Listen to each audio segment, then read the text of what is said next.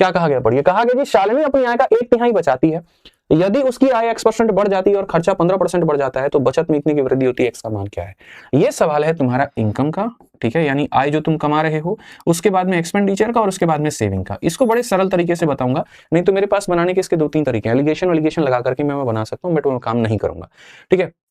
कहा गया शालिनी अपने आय का 1/3 बचाती है। कोई भी इंसान धरती का अगर पैसा कमाता है ना तो दो चीजें करता है, या तो वो मेरे भाई खर्च करता है या तो वो मेरे भाई सेव करता है। तो कहा गया मेरे भाई अपनी आय का 1/3 बचाती है, ठीक है, यानी जो सेव करती है यहां पर वो कितना करती है, तो सेव यहां पर 1/3 करती है अपने इनकम का। इस इनकम को मेरे भाई यहां से अगर आप हटा दो तो आप कहोगे सर कि 3 रुपए में 1 रुपए की मेरे भाई सेविंग है, यानी अगर 3 रुपए का मेरे भाई यहां पर है तो सेविंग हमारा 1 का होगा तो खर्चा हमारा 2 का होगा।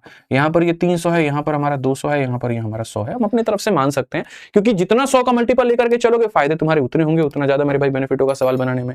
अब कहा गया यदि उसकी आय x% बढ़ जाती है, यहां पर ये x% से मेरे भाई हमने बढ़ा दिया है, ठीक है, खर्चा 15% बढ़ जाता है, ये 15% मेरे भाई 15% कितना होगा, तो बोलोगे परसेंट से दोनों जीरो खत्म, 15 × 2 हमारे सामने 30 हो जाएगा। तो बचत में 21 की वृद्धि होती है। इसका 21% भैया कितना होगा, तो परसेंट से दोनों जीरो खत्म 21 हो जाएगा। इन दोनों को जोड़ने पर यह आता है, तो इन दोनों को जोड़ने पर कितना आएगा, 51 आएगा। 51 300 का कितना परसेंट है, 17% दिख रहा है, नहीं तो फिर भी कैलकुलेट करना है तो सर 51 बटे में यहाँ पर 300 × 100 कर दीजिए, तो बोलेगे सर यहाँ पर जो है 17% से बढ़ाता है, डी आंसर है। एकदम बढ़िया से मक्खन की तरह एक ही यहाँ पर अप्रोच लगा, उससे बना लो, आसानी से बात खत्म हो जाएगा।